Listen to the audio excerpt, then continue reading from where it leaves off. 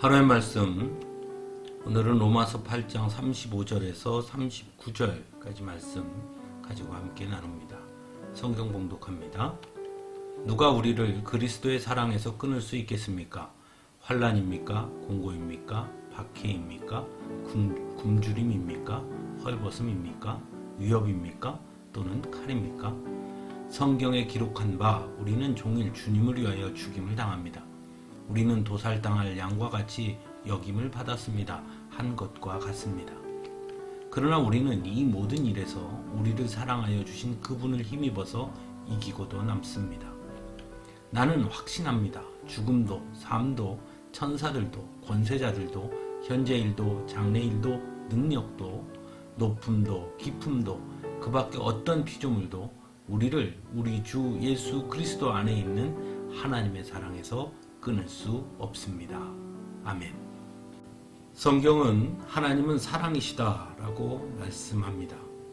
또한 하나님은 십자가를 통해 우리를 향한 사랑이 얼마나 큰 것인지를 분명하게 보여주셨습니다. 즉 우리가 바로 그 놀라운 사랑을 받은 자들이며 여전히 받고 있다는 것입니다. 그럼에도 불구하고 우리는 때로 하나님의 사랑을 믿지 못하고 의심할 때가 있습니다.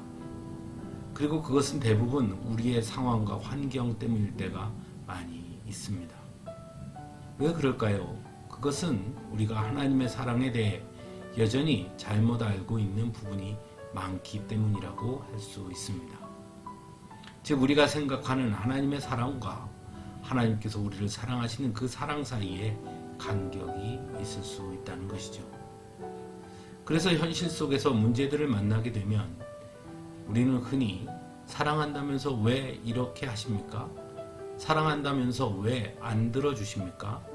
사랑한다면서 왜 막아주시지 않았습니까? 하고 하나님께 원망하고 불평하는 경우가 많이 있습니다. 이러한 반응을 보면 우리가 생각하고 있는 사랑이 어떤 것이었는지를 보여주는 것이라 할 수 있습니다. 즉 우리의 필요를 채워주는 것을 사랑이라고 여기고 있다는 것이죠. 그래서 사랑과 고난, 사랑과 역경은 결코 함께 할 수 없는 것이라고 생각하는 것입니다. 하지만 하나님의 사랑은 그렇게 1차원적인 사랑이 아닙니다. 만일 그렇다면 예수님의 고난을 사랑이라고 말할 수 없겠지요. 오히려 성경은 때로 고난도 사랑이라고 말씀하고 있습니다. 그래서 하나님은 사랑하는 자들에게 시험을 주시고 고난을 주실 때도 있다는 것을 우리는 알아야 합니다. 대표적인 예가 바로 욥이지요. 오늘 말씀에서도 성경은 이렇게 말씀하고 있습니다. 누가 우리를 그리스도의 사랑에서 끊을 수 있겠습니까? 환난입니까? 곤고입니까? 박해입니까? 굶주림입니까? 헐벗음입니까? 위협입니까? 칼입니까?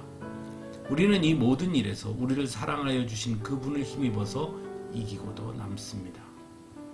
즉 하나님의 사랑은 우리에게 환난과 공고 등 어려운 상황이 오지 않도록 하시는 것이 아니라 그 어려운 상황 가운데 놓여 있음에도 불구하고 우리를 포기하지 아니하시고 언제나 우리 편이 되어 주심으로 오히려 그 상황을 이기도록 하시는 사랑이라고 말씀하고 있는 것입니다.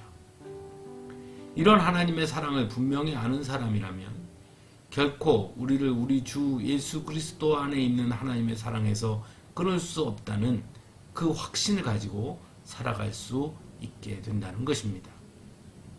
그 어떠한 상황과 환경에 놓인다고 하더라도 우리를 향하신 하나님의 사랑은 결코 변하지 않는다는 것을 믿고 그 믿음으로 상황과 환경을 바꾸어내어 승리하게 된다는 것이죠. 그러므로 우리 앞에 놓인 상황과 환경 때문에 하나님의 사랑을 의심한다면 모두를 잃어버리는 가장 어리석은 사람이라고 할 수 있을 것입니다. 하나님을 원망한다고 해서 상황과 환경이 바뀌는 것은 아닌 것이고 그것 때문에 하나님의 사랑을 의심했다면 그 상황과 환경을 이겨낼 힘마저 잃어버리는 것이기 때문입니다. 사랑하는 성도 여러분, 하나님은 여러분을 사랑하십니다. 여러분의 상황과 환경 때문에 사랑하시는 것이 아니라 바로 여러분을 사랑하십니다. 그것을 의심하지 마시기 바랍니다. 또한 하나님께서 우리를 사랑하신다는 것에 대한 확신이 바로 성도들에게 있어 가장 큰 힘이고 무기라는 것을 잊지 마시기 바랍니다. 함께 기도하겠습니다.